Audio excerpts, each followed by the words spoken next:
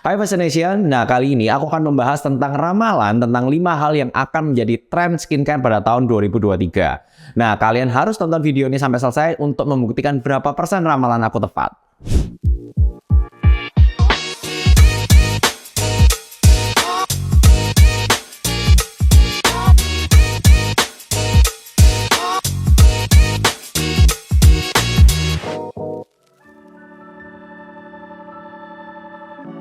Hai Fascination, kembali lagi di channel YouTube Kata Dokter. Nah, seperti yang aku jelasin tadi, hari ini aku akan membahas tentang 5 hal yang mungkin akan menjadi tren di tahun 2023. Nah, tapi sebelumnya aku mau ngucapin selamat tahun baru 2023 dan semoga cita-cita kalian di tahun ini semuanya akan tercapai. Amin.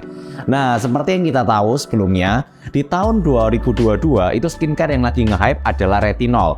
Padahal kita tahu di tahun-tahun sebelumnya itu skincare yang lagi nge-hype adalah niacinamide. Nah, ini menunjukkan ternyata bahwa setiap tahun itu akan terjadi pergantian tren skincare tanpa kita sadari. Nah, kira-kira skincare apa yang akan atau tren apa yang akan hype di tahun ini? Simak video ini sampai selesai. Nah, buat kalian yang suka dengan konten-konten edukasi semacam ini, jangan lupa follow dan subscribe channel YouTube Kata Dokter dan jangan lupa nyalakan lonceng notifikasinya supaya Dokter lebih semangat lagi untuk bikin konten. Oke, kita mulai aja. Jadi yang pertama, ramalan aku yang pertama adalah ternyata retinol akan tetap hype di tahun 2023. Nah, alasannya adalah karena retinol itu memiliki banyak sekali fungsi. Dimana kita tahu retinol itu punya kemampuan untuk mengangkat sel kulit mati, untuk mengatasi tanda-tanda penuaan, untuk mencerahkan kulit, dan untuk menyamarkan noda hitam bekas jerawat.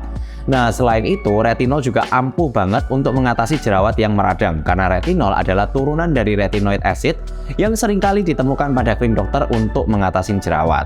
Emang sih banyak cerita-cerita yang kita dengar katanya retinol tuh nggak cocok untuk orang Indonesia atau banyak orang yang iritasi kena retinol.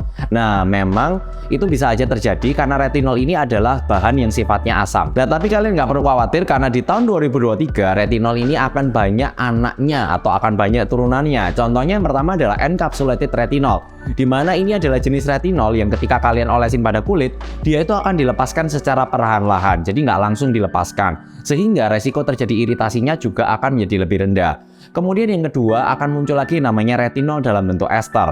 Nah, kalau retinol dalam bentuk ester ini ketika kalian oleskan pada kulit, dia itu masih dalam bentuk yang tidak aktif. Kemudian sama kulit akan dirubah menjadi bentuk aktif menjadi retinol. Nah, jenis retinol ini sama dengan encapsulated retinol, yaitu tujuannya adalah untuk mengurangi resiko iritasi pada pemakaian retinol. Oke, prediksi aku yang kedua ternyata adalah skincare yang dapat memperbaiki skin barrier akan tetap hype di tahun 2023 juga. Nah, karena apa? Karena orang-orang sekarang itu sudah mulai aware tentang fungsi dari skin barrier. Dimana kita tahu kalau misalnya skin barrier kulitnya kita itu rusak, maka kulit itu akan menjadi lebih kering, akan menjadi lebih sensitif, dan akan mudah jerawatan. Nah, maka nggak heran, maka skincare yang dapat memperbaiki skin barrier, contohnya adalah ceramide, hyaluronic acid, dan niacinamide, akan tetap hype di tahun 2023 dan bahkan mungkin akan menjadi lebih hype. Kemudian prediksi aku yang ketiga akan ada superhero baru di tahun ini, yaitu adalah tranexamic acid. Nah, mungkin buat teman-teman di sini, kalian mungkin belum tahu tentang tranexamic acid ini. Jadi sebenarnya tranexamic acid ini dulunya digunakan sebagai obat untuk menghentikan pendarahan, tapi kalau diminum. Nah, ternyata tranexamic acid ini mulai dapat digunakan dalam bentuk skincare, karena ternyata tranexamic acid memiliki banyak keunggulan, salah satunya adalah untuk pengobatan flek atau melasma. Nah, seperti yang bisa kalian lihat pada jurnal ini, ada suatu jurnal yang membandingkan antara tranexamic acid 3% dengan hidroquinone 4% dan dikatakan ternyata mereka itu sama-sama efektif untuk mengobatin flek. Ya memang, tapi hasilnya pasti akan lebih cepat hidroquinone 4% dibandingkan dengan tranexamic acid 3%. Tapi yang harus kita ingat, hidroquinone itu banyak sekali efek sampingnya. Makanya sekarang itu banyak dokter yang mulai beralih menggunakan tranexamic acid untuk mengobati flek atau melasma. Dan ini adalah salah satu contoh pasien aku di mana aku mengobati dia dengan menggunakan skincare yang menggunakan tranexamic acid. Kalian bisa lihat di sini hasilnya, dengan menggunakan tranexamic acid secara rutin dalam waktu 2 bulan, ternyata melasma atau flek juga akan memudar. Kemudian prediksi aku yang keempat, ternyata orang-orang Indonesia akan lebih suka menggunakan skincare daripada menggunakan krim dokter. Nah, ini tuh sebenarnya antara sesuatu yang bagus dan termasuk sesuatu yang jelek juga ya, karena kenapa sih tren ini akan muncul? Karena orang-orang itu ada salah persepsi di mana mereka itu menganggap kalau penggunaan krim dokter itu menyebabkan ketergantungan. Jadi mereka itu akan merasa lebih safe ketika mereka itu menggunakan skincare yang ada BPOM-nya. Nah, ini sebenarnya adalah suatu hal yang misleading yang harus kita luruskan. Karena yang pertama adalah krim dokter itu sebenarnya tidak menyebabkan ketergantungan asal pemakaiannya sesuai dengan petunjuk yang diberikan oleh dokter. Dan krim dokter itu sangat efektif digunakan untuk kasus-kasus di mana misalnya jerawatnya sangat meradang atau fleknya yang berat. Sedangkan kalau skincare itu sebenarnya hanya digunakan untuk kasus-kasus yang ringan atau hanya untuk maintenance. Artinya sebenarnya kalau skincare itu nggak mampu atau tidak efektif untuk mengatasi kasus jerawat dan melasma yang parah.